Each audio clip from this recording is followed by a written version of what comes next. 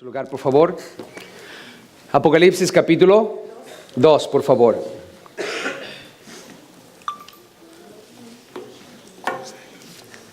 Apocalipsis capítulo 2, vamos a estar leyendo del versículo 1 al 7.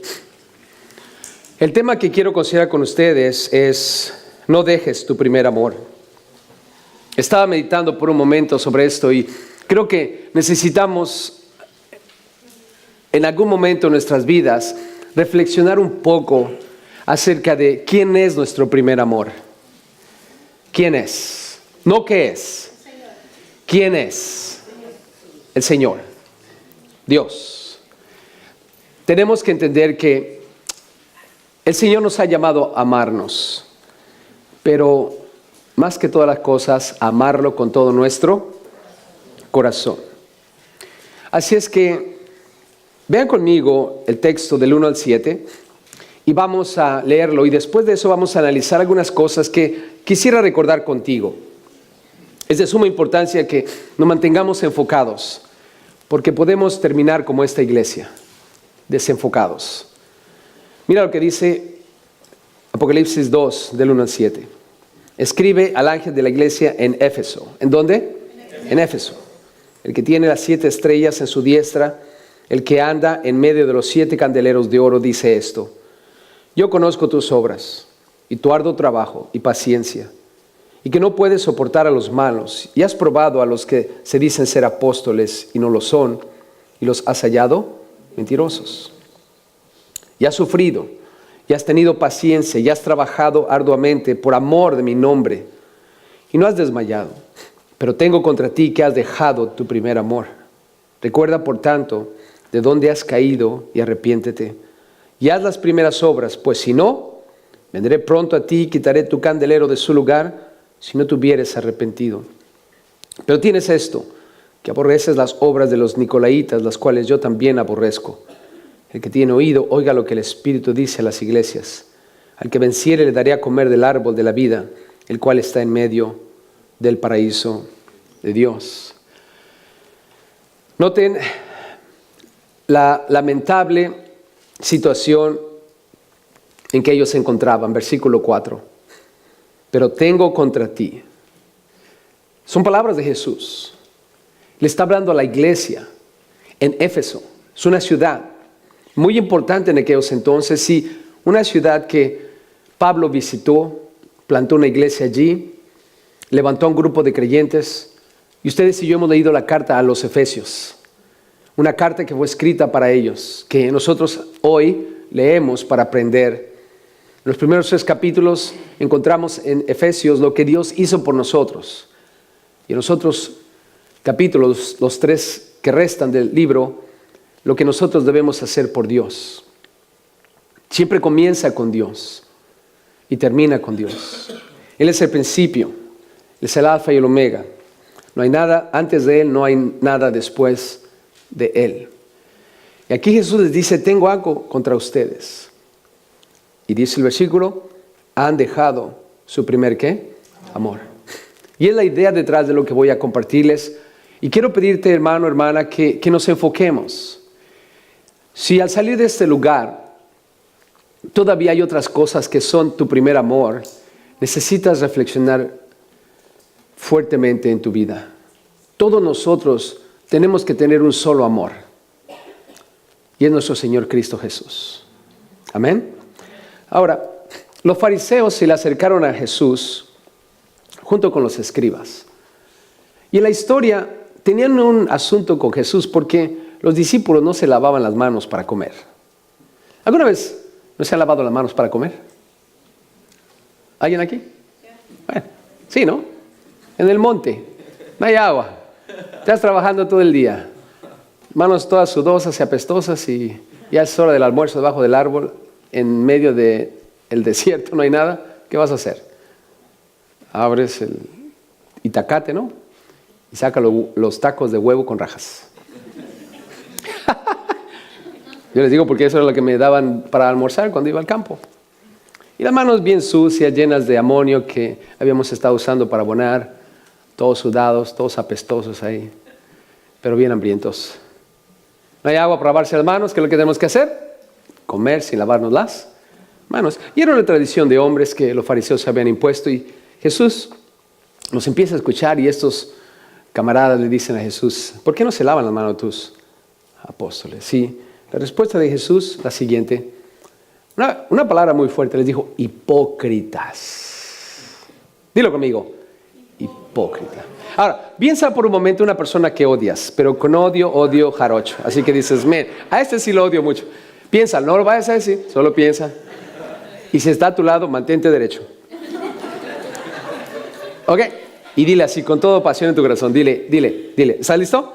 Dile: eres un hipócrita. Hey, Jesús fue lo que hizo. Se les quedó viendo a todos ellos y le dijo: ustedes son una bola de hipócritas. ¿Saben lo que es la hipocresía? Es el ser un actor. ¿Cuántos son buenos actores de vez en cuando? ¿Verdad que sí? Sí. La hipocresía es algo que nos caracteriza, ¿no? Venimos agarrados del chongo de la casa, con la esposa peleándonos porque no se apuró, tú no te apuraste, o no querías venir y ya te jaló a rastras, y ahí vienen peleándose. Tan pronto pisan el estacionamiento como que todo cambia, ¿verdad? La aureola y hasta los ángeles empiezan a cantar aleluya. El estacionamiento siempre ha sido una fuente de transformación tan grande dentro de nuestra iglesia. Y salen ya ahí todos bien contentos, bien felices. ¿Cómo están, hermanos? Bien, pastor, bien, en victoria, ¿verdad? Y ella te sonríe y tú también, y como si nada hubiera pasado. Somos unos buenos hipócritas. Bueno, yo les digo porque pasa conmigo a veces, ¿no? Entonces, especialmente soy el pastor, imagínate lo hipócrita que debo ser algunas veces. Pero es algo que no debe ser. ¿Estamos de acuerdo, cristianos? No debe ser. Encaminemos el asunto aquí. Los fariseos en realidad no estaban interesados en obedecer a Dios, sino en que se siguieran sus reglas, lo que ellos decían, lo que ellos habían determinado debe ser. Y Jesús les dijo: hipócritas, bien profetizó de vosotros Isaías, como está escrito: este pueblo de labios me honra. Escucha, eso está en Marcos 7:6. Ahí Jesús les dice en Marcos 7:6: este pueblo de labios me honra, mas su corazón está lejos de mí.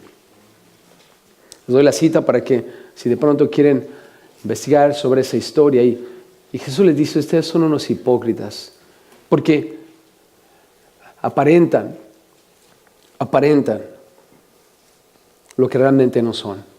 Y su corazón está lejos de mí. ¿Qué es lo que el Señor quiere de ti, de mí, hermano, hermana? ¿Qué es lo que el Señor quiere de nosotros? Es el corazón. Si tú analizas la Biblia en lo que respecta al corazón, lo que Dios desea de tu vida, si tú me preguntas: ¿qué es lo que Dios quiere de mi vida? Así, personalmente, la respuesta es: mi corazón. Porque del corazón salen todas las cosas, hermanos. El corazón es la voluntad del ser humano.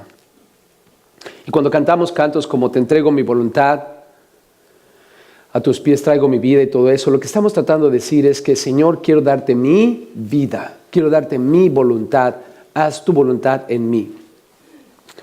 Y aquí quiero traerlos a reflexión, porque la pregunta es, ¿estoy amando a Dios de labios o lo estoy haciendo con todo mi corazón? ¿Cuál de las dos es? Ahora, la hipocresía va a existir en la iglesia hasta que nos muramos.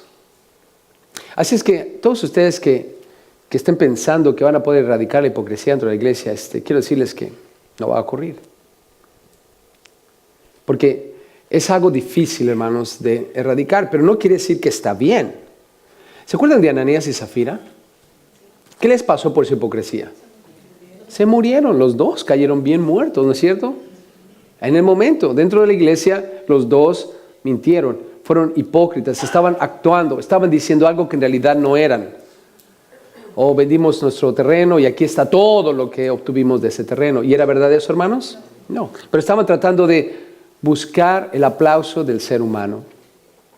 Y aquí es cuando tú y yo tenemos que reflexionar. En realidad,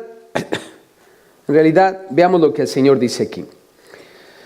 Vamos a entrar en materia. Vean conmigo en el versículo 1. Esto es algo simple y sencillo, pero quiero que vean la falacia de lo que ellos estaban viviendo. En el versículo 1 dice: escribe al ángel de la iglesia. ¿Al ángel de quién? de la iglesia, o sea, el ministro de la iglesia. La palabra ángel es una palabra que quiere decir mensajero. Algunos creen que cada iglesia tiene un ángel, y es probable. Yo creo que los ángeles están aquí entre nosotros. Yo creo que los ángeles nos defienden. Creo que los ángeles en algún momento van a tener encuentros con nosotros. La Biblia dice que sin querer, de vez en cuando vas a ser hospitalario. ¿Con qué? Con ángeles. ¿Alguna vez han tenido un encuentro que parece como algo celestial? Dices, ¿de dónde salió este? ¿De dónde salió esta, no? Y es probable, pero yo creo que cuando dice al ángel de la iglesia, está refiriéndose al mensajero de la iglesia, que en este caso es el pastor de la iglesia. Yo sé que tengo cara de ángel, pero no soy un ángel. Bueno, lo que me dijo mi esposa esta mañana, pareces un angelito. Y ya después de sonreír me dijo, pero caído. Entonces, ustedes saben, me tiene que subir y bajar para que no me la crean. Pero yo necesariamente no soy un mensajero celestial, pero soy un mensajero del Señor. Y mi trabajo es siempre estar conectado con Dios para saber qué es lo que Dios quiere para nosotros. ¿Quién es la cabeza de la iglesia, hermanos? Cristo Jesús. Y lo vamos a ver aquí. Entonces dice, escribe al ángel de la iglesia, y es la iglesia que está en Éfeso. Ahora, mira lo que dice el versículo 1. Nos va a decir quién es el autor de este mensaje, quién lo está escribiendo. Y dice, el que tiene las 7 estrellas en su diestra. ¿Las qué? Las 7 estrellas en su diestra. ¿Dónde las tiene, hermanos? En su diestra. En la Biblia, la diestra es una palabra que implica autoridad. Jesús está sentado a la diestra ¿de quién? Del Padre. O sea, Él tiene una posición de autoridad. La diestra siempre en la Biblia habla de autoridad. Ahora vean conmigo el versículo 1:20, el capítulo 1:20, ahí en Apocalipsis. ¿Qué dice ahí? El misterio de las 7 estrellas que has visto en mi diestra y de los 7 candeleros de oro. Las 7 estrellas son los ángeles de las 7 iglesias, y los 7 candeleros que has visto son las 7 iglesias. Entonces, las 7 estrellas, los 7 ángeles, está hablando de que Jesús tiene autoridad. Y tenemos que entender algo, hermanos. La suprema autoridad de nuestra iglesia es Jesús. Amén. Y tenemos que comenzar con esa premisa. No hay nada más importante, o debería haber más importante en esta iglesia que Jesús. Ahora, apliquémoslo personalmente, hermanos. ¿Está nuestra vida bajo la autoridad de Jesús? ¿Él es quien maneja tu vida? ¿Él es quien maneja mi vida? ¿O soy yo? Respondamos esa pregunta, hermanos. ¿Quién tiene absoluta autoridad sobre nuestra vida? ¿Quién nos conduce? ¿Quién nos enseña a vivir? ¿Quién nos está guiando y dirigiendo aquí en la tierra? Si la respuesta es Jesús, has entendido quién es la suprema autoridad de la iglesia. Amén. Recuerda, su diestra, Él es la suprema autoridad.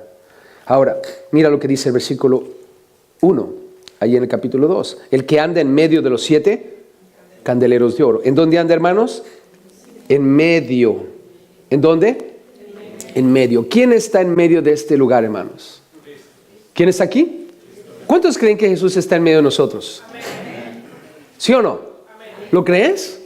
Yo sí lo creo, hermano. No es un juego, no es un buen deseo, no es una imaginación. Jesús está aquí, hermanos. Ahora, lo triste es cuando leemos una de las cartas, dice, aquí yo estoy a la puerta ahí, llamo, y si me dejas entrar, voy a entrar. O sea que en ese caso encontramos una iglesia en donde Jesús no está dentro, Jesús está afuera. Yo le doy gracias a Dios que nuestra iglesia no está tan mal como podríamos pensar. Yo creo que Jesús está en medio de nosotros, hermanos. Pero lamentablemente podemos sacarlo de nuestras vidas sin pensarlo, sin hacerlo conscientemente. Pero aquí Jesús comienza diciendo, mira, número 1, recuerda, yo soy la autoridad, la diestra. En la diestra está la iglesia y yo estoy en medio. Tenemos que mantener estas dos verdades, hermanos. Él es autoridad y Él está en medio de nosotros. Ahora, miren lo que dice. Dice esto, versículos 2 y 3. Y aquí viene lo bueno. Y vamos a ver que esta iglesia, hermanos, en realidad era una buena iglesia.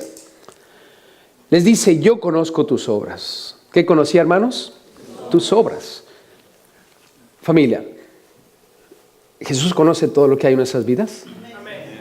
La Biblia dice que no hay nada desnudo delante de aquel a quien un día vamos a dar cuentas. ¿Cuántos saben que le vamos a dar cuentas a Dios de nuestra vida? ¿Estamos segurísimos de eso? ¿Sí? Bueno, ¿qué cuenta le vamos a entregar? El Señor conoce nuestras obras y por eso es que aquí tú y yo tenemos que tener mucho cuidado, porque dentro de lo que es la hipocresía podemos aparentar algo que no es. Y recuerden que la hipocresía no va a sostenerse cuando Cristo Jesús nos pruebe. Pregunta, ¿Ananías y Zafira se sostuvieron ante la prueba, hermanos? ¿O cayeron muertos? Ahora, ¿cómo es que Pedro supo lo que estaban haciendo? ¿Habría manera de saber? A menos que se le revelara ¿quién? El Espíritu Santo.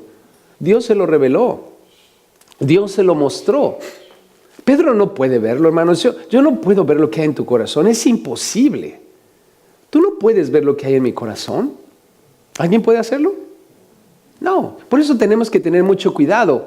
Porque a veces vemos a ciertas personas que parecen ser trigo, pero ¿son qué? Cizaña. Y a veces vemos personas que parecen ser cizaña y de repente resulta que son ¿qué? Trigo.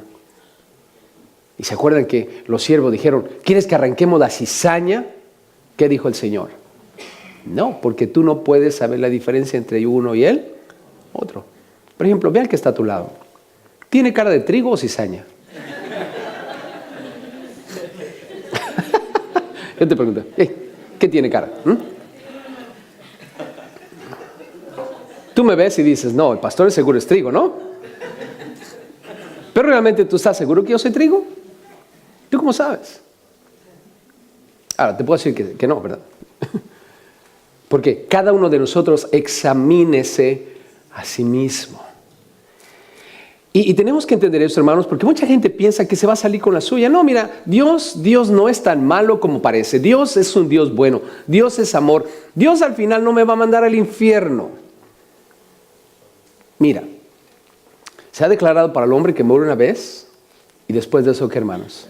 El juicio. O sea, lo que tú determines hacer con Jesús aquí en la tierra va a determinar lo que va a ocurrir contigo en la eternidad. Con eso no se juega, hermanos.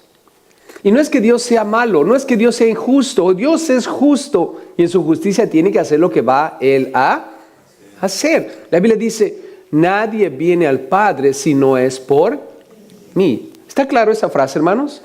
¿Cuántos vienen al Padre sin Jesús? ¿Cuántos? Nadie. Entonces, una persona buena, súper agradable, súper hermosa, maravillosa, que hizo muchas buenas obras aquí en la tierra, se muere sin Jesús. ¿A dónde se va a ir, cristianos? ¿Cuántos votan por el infierno? Ahora, ¿por qué? ¿Porque nosotros lo vamos a mandar al infierno? No, porque la sola declaración, nadie viene al Padre, excluye a cualquier otra cosa. Que no sea quién, hermanos. Jesús. Ahora, una persona que se portó mal y fue casi un asesino, hizo cosas increíbles y de repente lo ponen en una cruz para pagar sus pecados por haber sido una persona tan mala, tan horrible, tan aberrante que lo único que podemos hacer con él es crucificarlo. Y de repente, en su último momento ahí, se arrepiente de todo su corazón, hermanos. ¿A dónde se va? ¿Cuántos votan por el cielo? No, eso no puede ser posible. Bueno, si no me crees, lee la Biblia. ¿Qué le pasó que estaba junto a Jesús?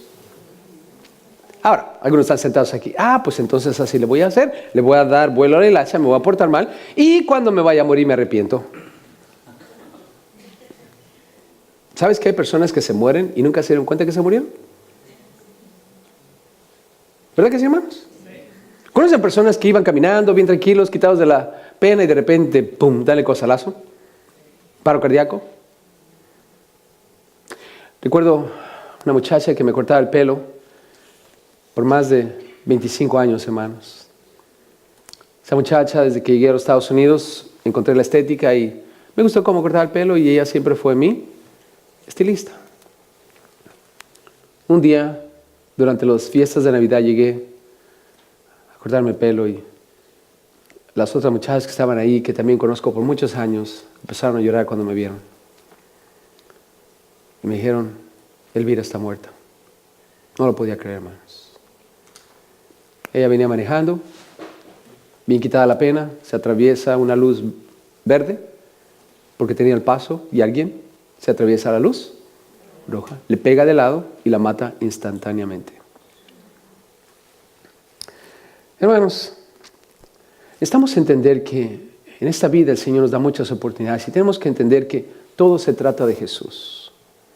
Y Él conoce nuestras obras, entonces por lo tanto necesitamos entender qué clase de corazón tenemos para con Jesús. Porque mira, les dice, yo sé que tú tienes un arduo trabajo, versículo 2, es un arduo trabajo. ¿Cómo es el trabajo, hermanos? Arduo. O sea, es que es una iglesia que está trabajando intensamente. Ahora, aquí en nuestra iglesia hay personas que le echan ganas, hermanos. Vienen temprano o tarde cuando les tocan su schedule o su horario y le ponen y le echan ganas y todo. Y digo, gloria a Dios por ese tipo de personas, ¿no? Gente que trabaja intensamente, que se esfuerza. Y además dice aquí que tienen paciencia. ¿Saben que el trabajo tiene que ir acompañado de paciencia, hermanos? Cuando se habla de Dios. ¿Acaso no es verdad que en la vida como cristianos a veces ocurren desgracias? Nos ofenden. Hay tantas cosas que nosotros pasamos, especialmente cuando estamos sirviendo a Dios. ¿No les ha pasado, hermanos? Estás sirviendo a Dios con todas tus ganas, vienes temprano, agarras el mapeador y todo eso y la cubeta y empiezas a trapear el piso y todo, lo dejas lo mejor posible. Y no falta. Y ni te vieron, ¿verdad? Ni nada, no se dieron cuenta de lo que hiciste. Y no falta quien entra y dice, qué sucio está este piso. Y lo oyes. ¿Nunca les ha pasado, hermanos? Y te hieren el corazón, ¿verdad? Ay, ingrata. Ingrato. Si supieras que me paré a las 6 de la mañana para venir a trapear, a lavar los baños, a poner los conos o a poner lo que sea. Y muchos de ellos se sostienen. ¿Por qué? Porque han aprendido que el arduo trabajo para el Señor requiere paciencia. Y la vida en Cristo, hermano, requiere paciencia. ¿Se han dado cuenta que la vida en Cristo, hermano, no es fácil? ¿Cuántos se han dado cuenta que viene acompañada de problemas? Bueno, bienvenidos a lo que es conocido como vida. Yo quiero una vida sin problemas. Vete a otro planeta porque aquí no existe tal cosa.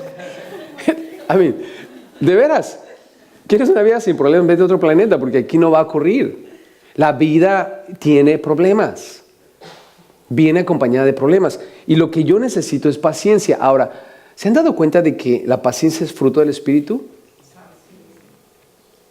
En otras palabras, una persona espiritual, una persona que está conectada al Espíritu puede trabajar arduamente para el Señor y mantenerse firme porque tiene paciencia. Ahora, ¿qué es lo primero que leemos cuando se trata del fruto del Espíritu? Amor. ¿Qué está conectado con todo esto, hermanos? Es el amor. Jesús les dice, ustedes han dejado su primer ¿qué? Amor. O sea, los veo chambeando duro, los veo trabajando y le ponen ganas y aguantan las ofensas, aguantan las desavenencias. Pero recuerden que el fruto también viene acompañado de ¿qué? De amor. Y nota en el versículo 2, dice, y que no puede soportar a los malos. ¿Tenía discernimiento la iglesia, hermanos? Claro, no puede soportar a los malos. O sea, no había tolerancia para la maldad. Y dice ahí en el 2, y has probado, nota, has probado, quiere decir que analizaban a la gente. Ellos no soportaban el mal, era algo que no podían tolerar. Tan pronto detectaban la presencia del enemigo, empezaban a pensar, ¿qué está pasando aquí? Pero no eran personas solamente que llegaban con el hacha cortando árboles, para hacer leña de esos árboles caídos, hermanos. Lo que hacían ellos, dice el 2, han probado a los que se dicen ser apóstoles. Analizan si estos apóstoles en verdad lo son. Y dice aquí, y los encontraron que no son, y los han hallado mentirosos. Y qué importante es, hermanos, que nosotros como cristianos estemos al tanto de los que se dicen ser cristianos y no lo son. Especialmente ellos se enfrentaban con gente que decían, yo soy apóstol. Y es triste, hermanos, pero yo tengo amigos pastores en otros lugares y se me hace interesante cuando los conozco por primera vez y se presentan, oh, soy el apóstol X, ¿verdad? Ay, caray, gloria a Dios. Y el otro, el apóstol acá. Y después ya que los conozco bien, digo, ¿cómo que apóstol? Te llamas tal. Digo, ¿apóstol de qué? Ya cuando llego a conocer, ¿verdad? Al principio sí, oh, sí, apóstol, ¿cómo están? Pero ya después que los empieza a conocer, le digo, no le hagas el cuento, hermano. ¿Cómo que apóstol? ¿Por qué te pusiste apóstol? ¿De apóstol de qué? Tienes una sola iglesia y unas cuantas ovejitas ahí que ya se quieren ir para otro lado. ¿Apóstol de qué? Hermano, cuando ya los llego a conocer puedo hablarles así, ¿no? Pero es la idea de, oh, soy apóstol. Porque en algún momento recibieron la unción de que iban a ser apóstoles, o sea, pastores de pastores. No pueden pastorear a los 4 o 5 que tienen en la iglesia. Pero nos agradan los títulos, ¿no es cierto, hermanos? Nos agrada que nos traten bien. Y ellos decían, a ver, ¿cómo que apóstol? ¿Eres un apóstol de verdad? Y ellos los analizaban. Y dice, y los han hallado mentirosos. Ahora ven conmigo el versículo 3. Era una iglesia muy dedicada, hermanos. Noten lo que dice. Y has sufrido y has tenido paciencia. Y has trabajado arduamente por amor de ¿qué? De mi nombre. Y no has desmayado. Entonces, hermanos, nos podemos dar cuenta que es una iglesia que en cuestión de ministrar, servir, están haciendo lo que tienen que hacer. Sufren, tienen paciencia, trabajan arduamente y no desmayan. Pero aquí es donde viene un pequeño análisis que todos nosotros tenemos que hacer. Y oremos, hermanos, para que nuestra iglesia sea sufrida, o sea, que aguanta por mucho tiempo, que tiene paciencia, que trabaja arduamente y que no desmaya. Oremos para que seamos una iglesia así. Pero el Señor no está necesariamente interesado en estas cosas. Para mí estas cosas, el sufrir, tener paciencia, trabajar duro y no desmayar, para mí es una añadidura a lo que el Señor les dice en el versículo 4 y 5, que viene a ser lo que el Señor quiere corregir en ellos. Pero tengo contra ti. Esa pura frase, hermanos, ¿no se les hace que es un cargo muy grave? Imagínate que Jesús te apareciera una mañanita tempranito. Ahí, se te aparece de frente, él, frente a frente. Y te dice, a ver, Gerson, ven acá, siéntate porque tengo algo contra ti. ¡Ay! ¿Cuántos se achicarían? Como el perrito que se va con la cola entre las patas. ¡Au, au, au, au! ¿Sí lo haríamos, hermanos? Sí. Piensa por un momento, si Jesús se pusiera enfrente de ti, nuestro Señor, hermanos, y te dijera, ¿sabes qué? Tengo algo contra ti. Oh, hermano, eso es duro. Si tú piensas que el que tu padre o tu madre te haya enfrentado un día para decirte, ven acá, tengo algo contra ti, con el chicote en la mano, olvídate. No se compara, hermanos, con escuchar a Jesús decir, tengo algo contra ti.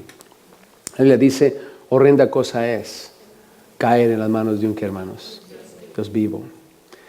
Dios no va a dar por inocente al culpable, hermanos. ¿Estamos de acuerdo con eso? ¿Y por qué? ¿Porque Él es malo? No, hermanos, porque Él es justo. La justicia declara que Él tiene que hacer lo que es justo. Y la paga del pecado es muerte. ¿Es justo eso, hermanos? Sí, mas la dádiva de Dios es que vida eterna. Podemos escapar de la ira de Dios. Y aquí el Señor primero los confronta. Y así funciona en la vida. Piensa conmigo por un momento. Cuando tú te encontraste por primera vez al Señor, por primera vez, recuerda eso. Andábamos en nuestros pecados, ¿verdad que sí? Teniendo una vida sin Dios, haciendo y deshaciendo, éramos los dueños de nuestra vida, teníamos sueños de grandeza o lo que sea. Y de repente un día, en algún lugar, en algún momento, oíste esa voz del Señor que te dijo, tengo algo contra ti. ¿Escucharon esa voz, hermanos? Sí. ¿Que los llevó a qué? Al arrepentimiento, a temblar. El redargüimiento. La Biblia habla de que el Señor, por medio de su Espíritu, nos convence de pecado. ¿De qué nos convence, hermanos? De pecado. Porque es el pecado lo que nos lleva a la muerte. Tenemos que entender eso, hermanos.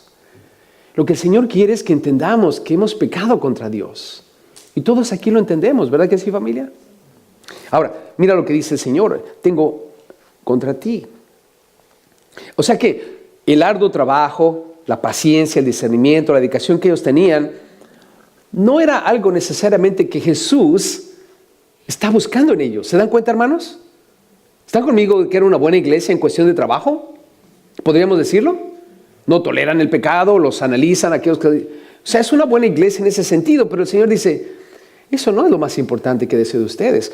Y les dice, esto es lo que tengo contra ti, versículo 4, que has dejado, ¿tú qué? Tu primer amor. Y es simple eso, hermanos. Jesús dijo en Mateo 22, 37 al 40. Jesús dijo, Mateo 22, 37 al 40, amarás al Señor tu Dios con todo tu corazón y con toda tu alma y con toda tu mente. Ese es el primer grande mandamiento y el segundo es semejante, amarás a tu prójimo como a ti mismo.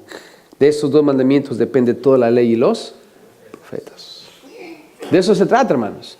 O sea, la vida no se trata dentro de la iglesia, porque recuerden, esta es una iglesia. ¿Están de acuerdo conmigo que todos estos son salvos? ¿Es gente que está en la iglesia, hermanos? Dios no le está hablando al mundo, le está hablando a los cristianos. Te está hablando a ti, me está hablando a mí. Y me está diciendo, Gerson, yo te veo, le echas ganas, eres paciente, no toleras esto, no toleras aquello, y estás sufriendo, etcétera, y podríamos analizar lo que estamos haciendo cada uno de nosotros, pero el Señor nos dice, tengo algo contra ti, que has dejado lo más importante de todo, y es el amor por mí. ¿Qué tanto amamos al Señor, hermanos? ¿Amamos al Señor? Tengo contra ti que has dejado tu primer amor. Nuestro primer amor, hermanos, es el Señor Cristo Jesús. Cuando tú y yo nos arrepentimos de nuestros pecados y le pedimos perdón, ¿a quién estábamos amando en ese momento? Aquel que nos estaba amando en ese momento es Dios. No sabíamos qué era el ministerio, no sabíamos qué era el servir en una iglesia, no teníamos noción absolutamente de nada de lo que implica la estructura de una iglesia. Lo único que sabíamos era que éramos pecadores y que Cristo murió en la cruz por nuestros pecados y que Él derramó su sangre para limpiarnos de toda maldad. Y que si nosotros le pedíamos perdón, Él nos iba a perdonar. Y si nosotros lo confesábamos como Señor y Salvador y creíamos en nuestro corazón que Dios levantó a los muertos, seríamos salvos. Eso era lo único que estaba ocurriendo en ese momento. ¿Acaso no, hermanos? Y es lo único que debe existir en la vida. Cuando tú y yo venimos a la iglesia, yo no sé por qué viniste a la iglesia. Créeme, mira, esto de venir a la iglesia se puede convertir en una costumbre de todos los domingos. ¿Por qué estamos aquí esta mañana? ¿Porque es lo que hace un cristiano? No, porque estamos aquí esta mañana. Porque amamos a Cristo. Porque Cristo nos salvó. Cristo nos sacó del infierno, hermanos. Señor ha escrito nuestros nombres en el libro de la vida. Vamos a pasar una eternidad en el cielo, hermanos. No en el infierno. Yo no vengo a la iglesia, hermanos. Claro que es bueno tener comunión. Es bueno alabar. Es bueno estar aquí. Es bueno todo eso, hermanos. Y es un arduo trabajo. No es fácil. Pero no es el punto principal de lo que estamos haciendo aquí, hermanos. Cuando tú y yo venimos a este lugar y estamos cantando, no es para que el grupo cante bien o que ellos hagan lo que tienen que hacer. Es para que colectivamente, hermanos, adoremos a aquel que nos amó y se entregó por nosotros en la cruz. Entonados o desentonados, hermanos. Eso es irrelevante para Dios. Lo que Dios quiere es nuestro corazón. Es lo que Él quiere, hermanos. Y quiero poner esto en ti y en mí porque es fácil desenfocarnos, hermanos. Es fácil empezar a caer en las actividades de nuestra iglesia de todos los días. Se convierte en una rutina, se convierte en algo que a veces ya ni queremos ir. Siempre es lo mismo, siempre ocurre lo mismo. ¿Sabes por qué perdemos el deseo de estar aquí y el énfasis de estar aquí, hermanos? ¿Sabes por qué? Porque dejamos nuestro primer amor. Y no importa a qué iglesia te vayas. No importa, tú te podrás ir a una iglesia más espectacular que la nuestra.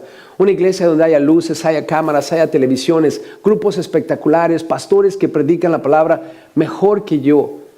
Pero quiero decirte una cosa, y esto me lo vas a probar porque yo he vivido. Después de 5 años, después de 7 años, va a ser exactamente lo mismo que cuando estabas aquí con nosotros.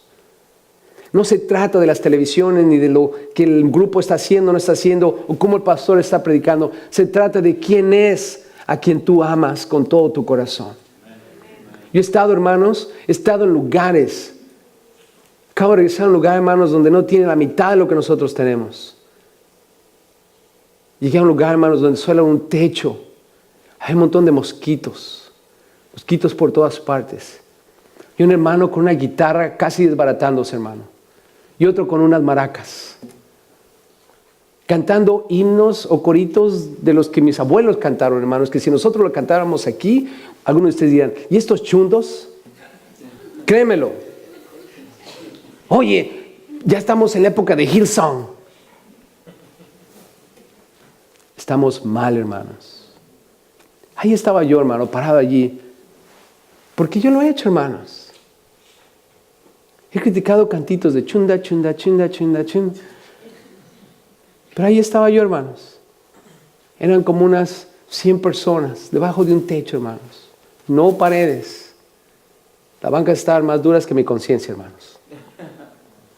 Y este hermano con su guitarrita. Aquí donde está aquí los chicos tienen plásticos y toda la cosa. Tienen como 4 guitarras. Él nada más tiene una y ya se está desgastando lo de abajo, hermanos. Porque la uña le pega ahí. No traía la cinta para agarrar, la estaba agarrando con su codo. ¿Ustedes piensan que eso es fácil, hermanos? Sin embargo, hermanos, quiero que sepas que fue la alabanza más gloriosa que he podido haber experimentado en este año. Y el espíritu de ahí se estaba moviendo como no tienes ni la menor idea. ¿Sabes por qué, hermano? Esta es la clave. Esa gente ama a Jesús con todo su corazón porque no tiene ninguna otra cosa que hacer ahí. No hay distracciones, hermanos. Jesús dice, has dejado tu primer amor. Oh, y el culto duró 3 horas. Algunos de ustedes ya están diciendo, a ver a qué hora se acaba porque hay que ir al SWAT meet.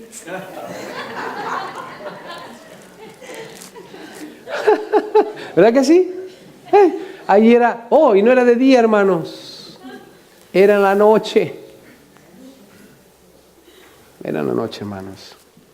Y la gente se va caminando en bicicletas, en raite. Hermanos, estamos mal. ¿Verdad que sí? Ahora no es que tengamos que hacer esas cosas que ellos hacen, hermanos. Una vez más, no se trata del canto, no se trata de la guitarra. ¿Se trata de qué? De nuestro corazón. ¿Dónde está nuestro corazón? Mira, si tu corazón y el mío estuvieran enamorados de Cristo Jesús, todo lo demás llegaría a ser irrelevante. Pero mientras haya gente aquí que no ame a Jesús con todo su corazón, hermano, créeme, lo vas a poner atención a tantas cosas que no tienen ninguna importancia. Entonces, recuerden lo que el apóstol dijo. Si yo hablase lenguas humanas y angélicas y no tengo amor, vengo a ser como metal que resuena, címbalo que retiñe. Si tuviere profecía, entendiese todos los misterios y toda la ciencia. Y si tuviese toda la fe, de tal manera que trasladase los montes y no tengo amor, nada soy. Y si repartiese todos mis bienes para dar de comer a los pobres, todos mis bienes para dar de comer a los pobres, si entregase mi cuerpo para ser quemado y no tengo amor, de nada me sirve, hermanos.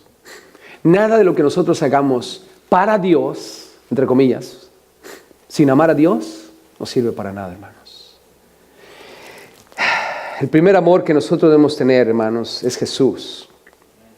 Nota el versículo 5. Aquí está la solución y eso es lo que me encanta de mi Dios, que Él nos dice dónde estamos fallando, pero no nos deja ahí, hermanos. ¿Se han dado cuenta de eso? Amén.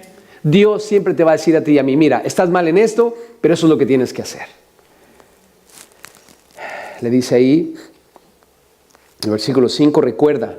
¿Qué es lo primero que tengo que hacer, hermano? Recordar. Por tanto, ¿de dónde has caído? ¿Qué es lo que está pasando? Y esto es un análisis personal, hermano. Y te invito, hermana, por favor, y especialmente los que están casados, no estén esperando que él cambie o que ella cambie. Olvida eso, hermano, ya, por favor, déjalo en paz. Si no quiere cambiar y no quiere cambiar, déjala. Cambia tú. Amén. Olvídalo. Pero busca en tu corazón conmigo, por favor. Eso es algo, es personal, hermanos. Cuando estemos delante del Señor, no va a ser por parejas. A ver, ¿qué hiciste, líder de la casa? Olvídalo, él va a pasar solo. Él va a decir, ándele para que se le quite. Déjalo.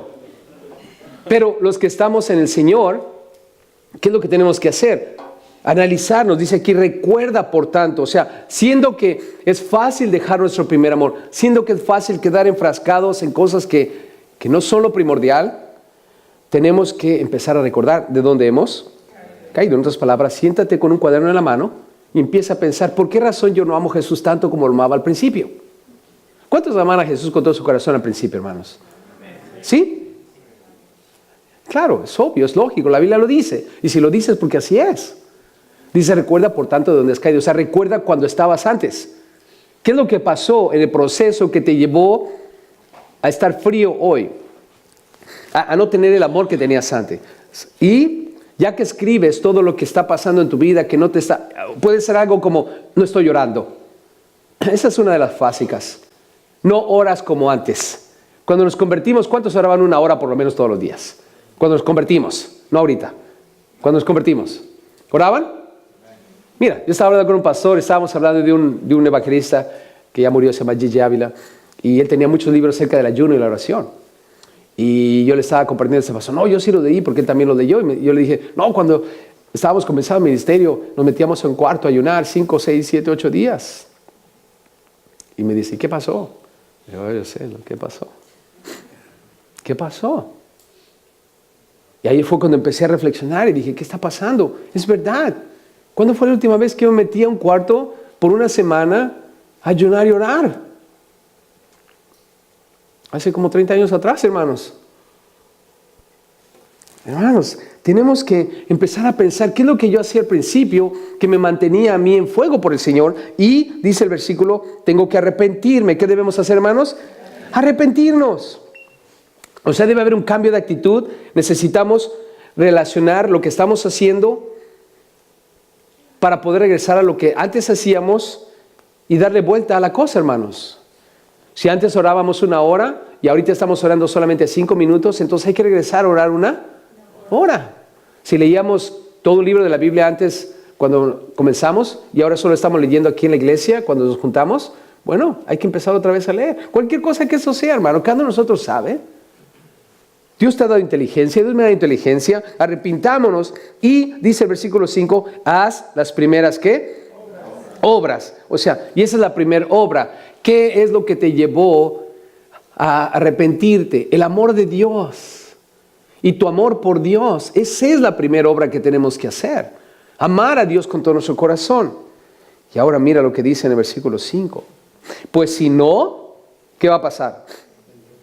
Vendré pronto a ti y quitaré tu candelero de su lugar si no te hubieres arrepentido. Hermanos, que el Señor nos ayude. ¿Estará bien que el Señor remueva el candelero nuestro de su lugar? Oh, ni Dios lo manda, hermanos. Ni Dios lo manda, hermanos. Imagínense que nuestra iglesia toda completa se pierda. ¿Será bueno eso? No, que Dios nos libre de tal cosa, hermanos. Solo pensarlo debería causarnos pánico. Pánico, hermanos. Y el Señor está diciendo una seria advertencia. Ponte las pilas. Porque si no lo haces, voy a tomar cartas en el asunto, hermanos. Ahora, es bueno que Dios tome cartas en el asunto, ¿no es cierto? Porque Dios al que ama, disciplina. Ahora, ¿a cuánto le gusta la disciplina, honestamente, hermanos? ¿Sí? ¿Nos gusta la disciplina? No, a mí tampoco. Pero ¿cuándo ocurre la disciplina? Cuando somos cabeza dura. Sabemos lo que tenemos que hacer y no lo hacemos. Y entonces, ¿qué tiene que hacer Dios? Papá. Entonces, mira cómo el Señor de repente como que ahora los exhorta, porque en el versículo 6 les dice, pero tienes esto.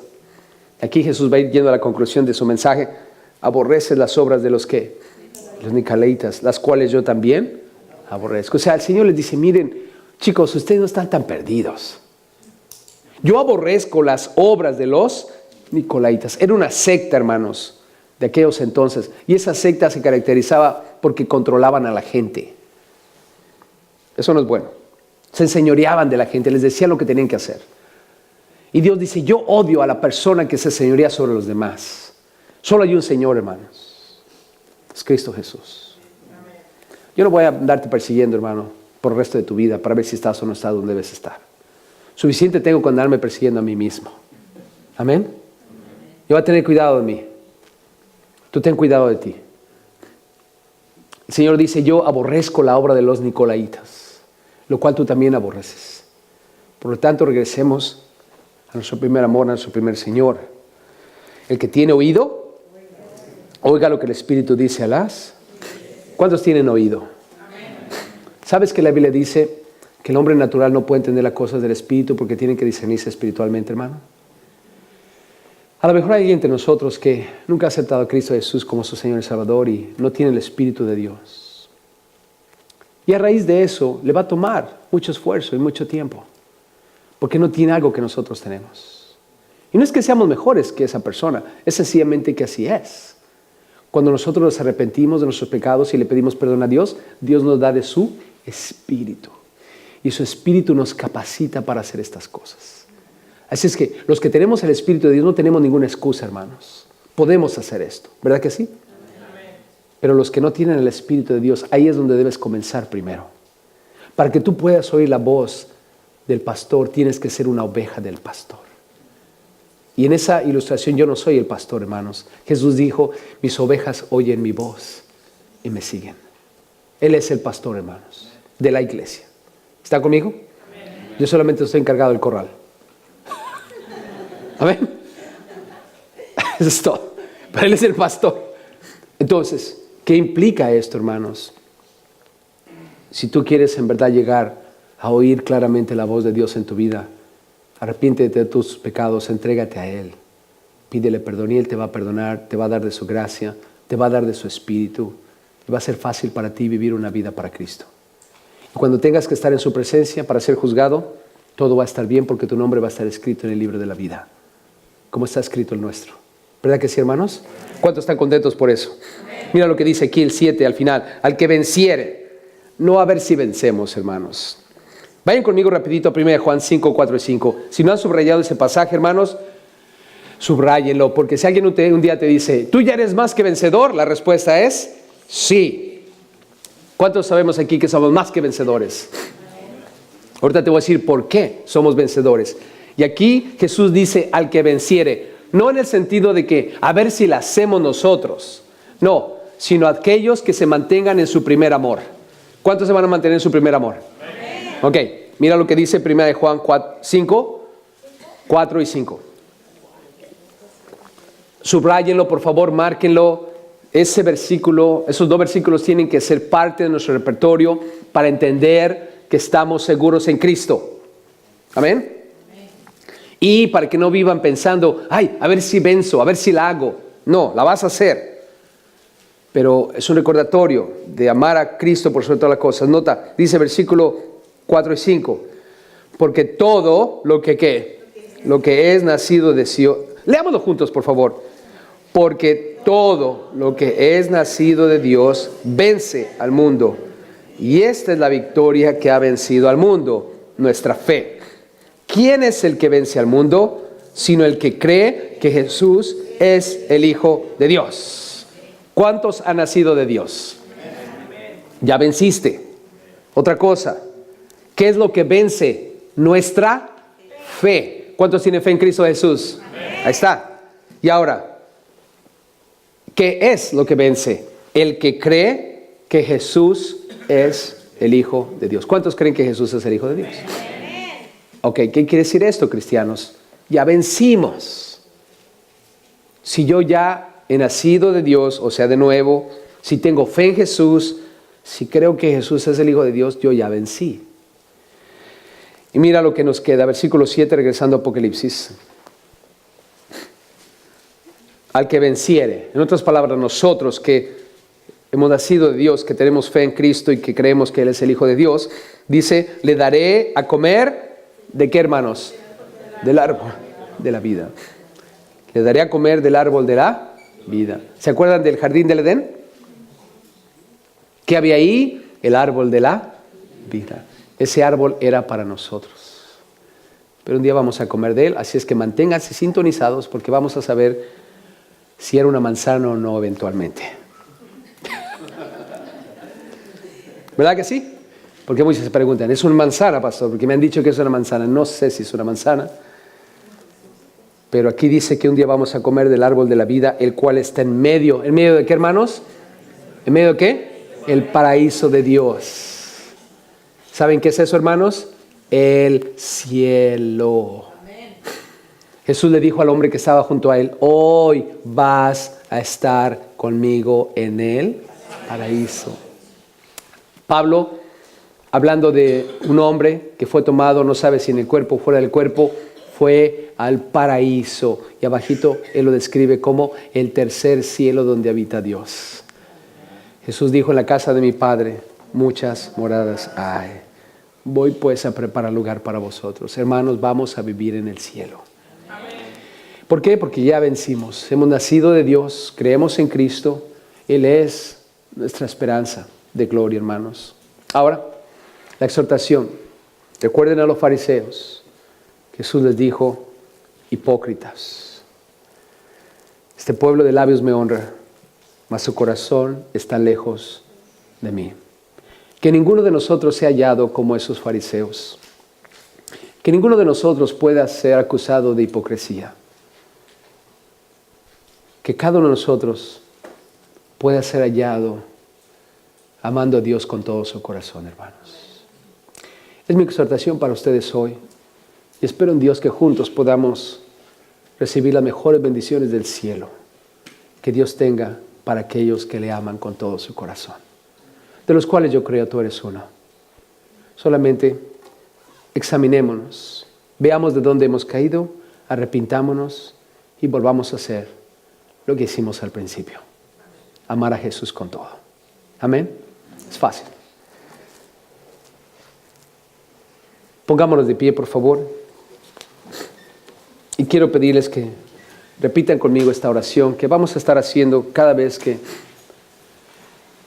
nos despidamos después de haber oído la palabra de Dios. Espero que un día nos la aprendamos de memoria también. Amén. Recuerden que aquí en la iglesia también adoramos a Dios con nuestros diezmos, ¿sí? Ofrendas. Cada uno dé como propuso en su corazón. No por tristeza, sino porque Dios ama ¿a qué? Al dador alegre. Así es que demos con alegría. Que tengan un buen día, una excelente semana y que el Señor nos encuentre a todos un día en el aire. Amén. Inclinemos nuestro rostro y despidámonos haciendo esta oración. Repite conmigo.